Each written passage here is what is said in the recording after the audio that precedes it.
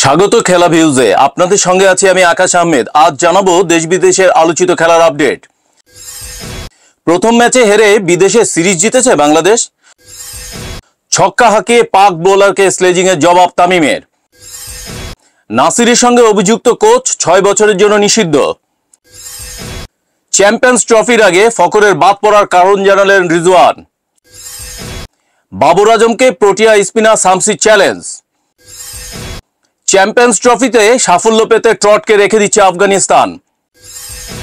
এবং 3 মহাদেশের 6 দেশে হবে 2030 ফুটবল বিশ্বকাপ। এসব আপডেটের বিস্তারিত জানতে খেলা ভিউজের সঙ্গেই থাকুন। পরিসংখ্যান বলছে অতীতে বিদেশ সফরে বাংলাদেশ প্রথম ম্যাচে হেরে কখনো ওয়ানডে সিরিজ জিততে পারেনি। দেশের বাইরে 2001 সালে জিম্বাবুয়ের বিপক্ষে প্রথম ওয়ানডে সিরিজ খেলে বাংলাদেশ। তারপর থেকে 39টি ওয়ানডে সিরিজ খেলে মাত্র 9টিতে জয় পেয়েছে টাইগাররা, আর হেরেছে 27টিতে, আর ড্র বাকি 3 সিরিজে। জয় পাওয়া 9টি সিরিজের 8টিতে প্রথম ম্যাচে জিতেছিল বাংলাদেশ। ব্যতিক্রম 2023 সালে ইংল্যান্ডে আয়ারল্যান্ড সিরিজে। সেই সিরিজে প্রথম ম্যাচে হারেনি বাংলাদেশ। চেমসফোর্ডে বৃষ্টিতে মাঝপথে থেমে যাওয়ায় ফল দেখেনি সেই ম্যাচ। দেশের বাইরে সিরিজের প্রথম ম্যাচে হার তো শেষ পর্যন্ত সিরিজ হার। বাংলাদেশ ওয়ানডেতে এখনো পর্যন্ত সেই নিয়ম মেনে চলেছে। তবে সিরিজের প্রথম ম্যাচে জিতলেই সবসময় সিরিজ জিততে পারেনি বাংলাদেশ। দেশের বাইরে খেলা 39টি ওয়ানডে সিরিজের 11টিতে জয় দিয়ে শুরু করে বাংলাদেশ। এই 11 সিরিজের 8টিতে জয় পাওয়া বাংলাদেশ হেরেছে 2বার, ড্র করে 1টিতে। জয় দিয়ে শুরুর পর বাংলাদেশ 2বার ওয়ানডেতে সিরিজ হেরেছে, জিম্বাবুয়েতে 2004 ও 2013 সালে। আধুনিক ক্রিকেটে ব্যাট ও বোলিং এর সঙ্গে মুখটাও চালাতে হয় সমান তালে। তা না হলে প্রতিপক্ষের স্লেজিং এর সামনে টিকে থাকা কঠিন হয়ে দাঁড়ায়। ব্যাট হাতে প্রতিপক্ষের বোলিং এর যেমন জবাব দিতে হয়, তেমনি জানতে হয় স্লেজিং এর পাল্টা জবাব দিতে। সেই কাজটাই করেছে অনূর্ধ্ব 19 যুবারা। ভারতকে হারিয়ে এশিয়া কাপ নিয়ে দেশে ফিরে দলটির অধিনায়ক আজিজুল হাকিম তামিম জানিয়েছেন, এখানটাতেও কতটা দক্ষতার দল, প্রতিপক্ষের স্লেজিং এর জবাব দিতেও ভালোই জানা আছে তাদের। এশিয়া কাপ জয়ের পর দেশের মাটিতে পা রেখে যুবাদের শরীরী ভাষার রহস্য জানিয়েছেন তামিম।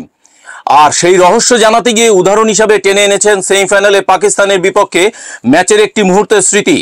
বাংলাদেশ অধিনায়ক বলেন, আসলে পাকিস্তানে যে ফিল্ডার ছিল সে বলছে, বল কি দেখেছিস?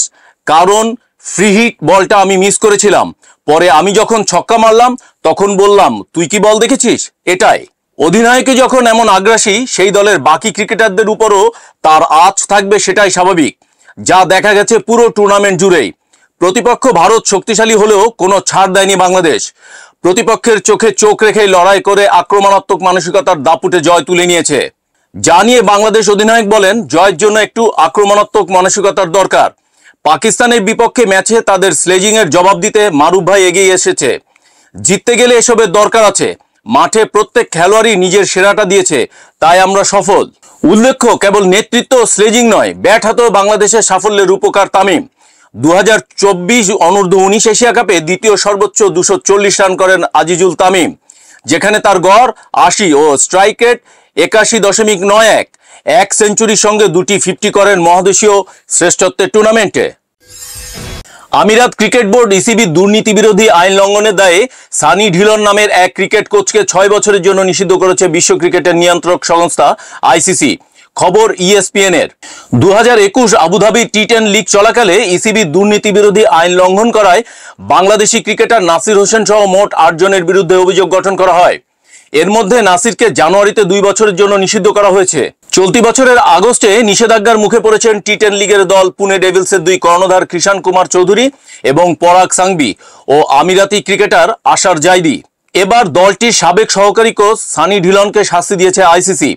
তার বিরুদ্ধে আরব আমিরাতি ক্রিকেট বোর্ডের দুর্নীতি বিরোধী আইনের 3টি ধারা লঙ্ঘনের অভিযোগ প্রমাণিত হয়েছে।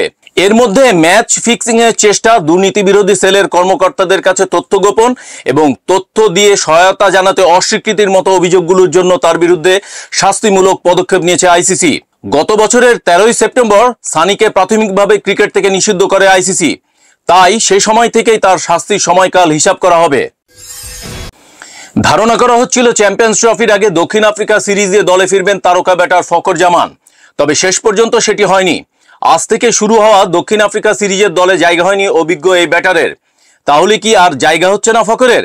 এমন প্রশ্ন যখন ঘুরপাক খাচ্ছিল, তখন অধিনায়ক মোহাম্মদ রিজওয়ান জানিয়েছেন ফখরের না থাকার কারণ। দক্ষিণ আফ্রিকায় আজ থেকে শুরু হচ্ছে পাকিস্তানের টি-20 সিরিজ। সফরে 3টি করে টি-20 ও ওয়ানডে ম্যাচ খেলবে রিজওয়ানের দল।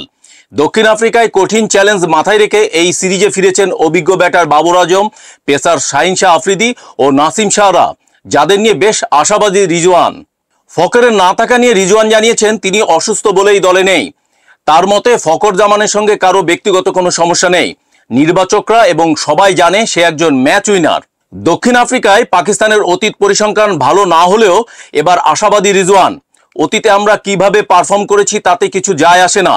খেলোয়াড়রা অস্ট্রেলিয়া এবং জিম্বাবুয়েতে ভালো পারফর্ম করেছে। বিদেশে খেলা সবসময় একটি পরীক্ষা, কিন্তু আমাদের খেলোয়াড়রা তাদের দক্ষতা দেখিয়েছে। দক্ষিণ আফ্রিকায় অভিজ্ঞ ক্রিকেটারদের ফেরা নিয়ে রিজওয়ান বলেন, আমরা বড় ইভেন্টের জন্য সেরা দল গড়ার আশা করছি। বাবর আজম, শাহিন আফ্রিদি এবং নাসিম শাহের মতো সিনিয়র খেলোয়াড়দের দলে স্বাগত জানানো হয়েছে। দক্ষিণ আফ্রিকার কন্ডিশন আমাদের বোলারদের অনুকূলে থাকবে এবং তরুণ ও অভিজ্ঞ খেলোয়াড়দের সমন্বয় দক্ষিণ আফ্রিকা দলকে কঠিন চ্যালেঞ্জ জানাবে।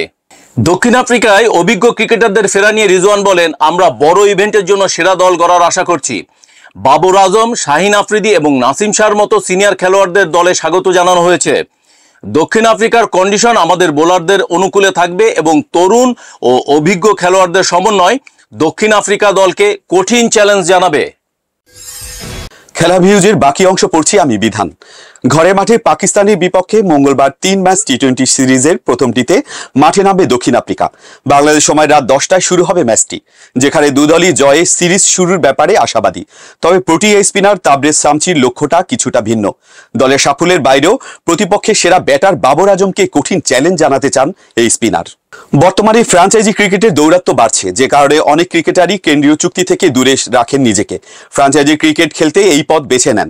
শামসিও সেই দলে, তবে জাতীয় দলের প্রয়োজনে তিনি যে এখনো নিজেকে উজাড় করে দিতে দ্বিতীয়বার ভাবেন না, সেটিও জানিয়েছেন। আসন্ন পাকিস্তান সিরিজ নিয়ে এরই মধ্যে পরিকল্পনা করতে শুরু করেছেন তিনি। প্রতিপক্ষ নিয়ে নিজের পরিকল্পনার কথা জানিয়েছেন এই স্পিনার। বিশেষ পরিকল্পনা করেছেন সময়ের সেরা ব্যাটার বাবর আজমকে নিয়েও। জানিয়ে শামসি বলেন, আমি এখনো বাবর আজমকে নিয়ে নির্দিষ্ট পরিকল্পনা তৈরি করিনি, কারণ আমার মনোযোগ গায়ানার টুর্নামেন্টে ছিল। তবে মাঠে নামার আগে আমাকে কি করতে হবে সে সম্পর্কে আমার ধারণা আছে। তিনি একজন দুর্দান্ত খেলোয়াড়। আমি বিশ্লেষকদের সাথে পরিকল্পনা তৈরি করতে বসবো যা দলকে উপকৃত করবে। কেন জাতীয় দলের কেন্দ্রীয় চুক্তি থেকে বেরিয়ে গেছেন এমন প্রশ্নে শামসি বলেন, এটি ব্যক্তিগত কারণে। তবে দক্ষিণ আফ্রিকার প্রতিনিধিত্ব করা সবসময় আমার প্রথম অগ্রাধিকার ছিল। এমনকি চুক্তি প্রত্যাখ্যান করার সময় আমি স্পষ্ট করে দিয়েছিলাম, যখনই প্রয়োজন হবে আমি সবসময় জাতীয় দলের হয়ে থাকব, কারণ দেশের হয়ে খেলা আমার কাছে সবচেয়ে গুরুত্বপূর্ণ ও সম্মানের, যা কোনো ফ্র্যাঞ্চাইজি ক্রিকেটই তা অতিক্রম করতে পারে না। প্রতিটি ম্যাচেই আমার লক্ষ্য দলের সাফল্যে অবদান রাখা, যা আমার বোলিং বা ব্যাটিং এর মাধ্যমেই হোক না কেন। সবশেষ টি-20 বিশ্বকাপে প্রথমবারের মতো ফাইনালে উঠেছিল দক্ষিণ আফ্রিকা, যদিও শেষ পর্যন্ত শিরোপা ছুঁয়ে দেখা হয়নি দলটির। আর এই হার যে এখনো শামসিকে পোড়ায় সেটা জানিয়েছেন অভিজ্ঞ এই স্পিনার। তিনি বলেন, ফাইনালে হেরে যাওয়াটা ছিল হৃদয় বিদারক, বিশেষ করে যেহেতু আমরা জয়ের খুব কাছে ছিলাম। আমরা অতীত পরিবর্তন করতে পারি না। আমাদের ফোকাস এখন ভবিষ্যতের দিকে এবং আমাদের দুর্বলতা কাটিয়ে ওঠার জন্য কাজ করতে হবে। আফগানিস্তানের প্রধান কোচ হিসেবে দায়িত্ব নেওয়ার পর থেকেই সাফল্য এনে দিচ্ছেন জোনাথন ট্রট। সেই সাফল্যের ধারা অব্যাহত রেখে আসন্ন চ্যাম্পিয়ন্স ট্রফিতেও সাফল্য পেতে ট্রটকে রেখে দিচ্ছে আফগানিস্তান। নতুন করে এই কোচের মেয়াদ আরও 1 বছর বাড়ানোর ঘোষণা দিয়েছে দেশটির ক্রিকেট বোর্ড। সবশেষ ওয়ানডে বিশ্বকাপের সাফল্যের পর টি-20তে প্রথমবারের মতো সেমিফাইনালের জায়গা নিশ্চিত করে আফগানিস্তান, যার সুবাদে 1 বছরের মেয়াদ বাড়ে ট্রটের। সেই মেয়াদ এখন শেষ হওয়ার পথে, তবে তার আগেই নতুন করে ইংলিশ কোচের মেয়াদ বাড়িয়েছে তারা। অবশ্য ট্রটের মেয়াদ বাড়বে এমনটাই অনুমিতই ছিল, কেননা তার অধীনে আফগানিস্তান ক্রিকেট পেয়েছে নিজেদের ইতিহাসের সেরা সাফল্য। 2023 বিশ্বকাপে হারিয়েছে 3 চ্যাম্পিয়ন দলকে। 2024 সালে টি-20 বিশ্বকাপে খেলেছে সেমিফাইনাল। এমন কোচকে নিশ্চিতভাবেই হাতছাড়া করতে চায়নি আফগানিস্তানের ক্রিকেট বোর্ড। তবে নতুন মেয়াদের প্রথম সিরিজেই পূর্ণ দায়িত্বে থাকছে না তিনি। জিম্বাবুয়ের বিপক্ষে পরের সিরিজে কেবল ওয়ানডে ফরম্যাটেই দেখা যাবে তাকে। বাকি ফরম্যাটে হামিদ হাসান থাকবেন হেড কোচ এবং নওরোজ মঙ্গলকে দেখা যাবে সহকারী কোচের ভূমিকায়। 2022 সালে 18 মাসের জন্য আফগানিস্তানের কোচ হিসেবে এসেছিলেন জোনাথন ট্রট। এরপরেই নিজের মেয়াদের একেবারে শেষ দিকে 2023 বিশ্বকাপে বাজিমাত করেন ইংলিশ এই কোচ। চলতি বছর জানুয়ারিতে 1 বছরের জন্য চুক্তি নবায়ন করে দুই পক্ষ। এরপরই আফগানিস্তান ক্রিকেটে আসে ইতিহাসের সেরা বছর। নতুন মেয়াদে ট্রটের জন্য সবচেয়ে বড় পরীক্ষা 2025 সালের চ্যাম্পিয়ন্স ট্রফি। 2023 বিশ্বকাপে দুর্দান্ত পারফরমেন্সের সুবাদে মিনি বিশ্বকাপ খ্যাত এই আসরে নিজেদের জায়গা নিশ্চিত করেছে আফগানিস্তান। প্রথমবারের মতো তারা খেলবে প্রেস্টিজিয়াস এই আসরে। 2030 সালে শতবর্ষ পূর্ণ হতে যাচ্ছে ফুটবল বিশ্বকাপের। 1930 সালে উরুগুয়েতে বসেছিল প্রথম বিশ্বকাপ আসর। তাই শতবর্ষে আবারও বিশ্বকাপকে দক্ষিণ আমেরিকায় ফিরিয়ে নিতে চায় ফিফা। তবে পুরো আসর সেখানে হবে না, শুধু উরুগুয়ে, আর্জেন্টিনা এবং প্যারাগুয়েতে টুর্নামেন্টের 3টি ম্যাচ অনুষ্ঠিত হবে। আর 2030 বিশ্বকাপের মূল আয়োজক হিসেবে থাকছে দুই ইউরোপীয় দেশ স্পেন ও পর্তুগাল এবং উত্তর আফ্রিকার দেশ মরক্কো।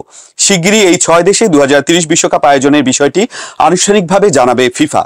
জানা গেছে বুধবার 11ই ডিসেম্বর ফিফার বর্ধিত সভায় স্পেন, পর্তুগাল এবং মরক্কো এই বিশ্বকাপ আয়োজক হিসেবে নাম ঘোষণা করবে। এছাড়া লাতিন আমেরিকার 3 দেশে 3 ম্যাচ আয়োজনের বিষয়টিও সেই ঘোষণায় আসতে পারে।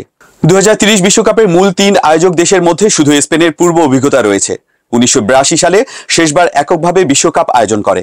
তবে পর্তুগাল ও মরক্কোর জন্য এটাই প্রথম বিশ্বকাপ আয়োজনের অভিজ্ঞতা হতে যাচ্ছে। প্রথমবারের মতো বিশ্বকাপের আয়োজক হওয়ার সুযোগ পাওয়াকে ঐতিহাসিক মনে করেন ক্রিস্টিয়ানো রোনালদোর দেশ পর্তুগাল। আমাদের সবার লক্ষ্য এক, 3 দেশ বা 2 মহাদেশ এখানে কোনো ফ্যাক্টর নয়।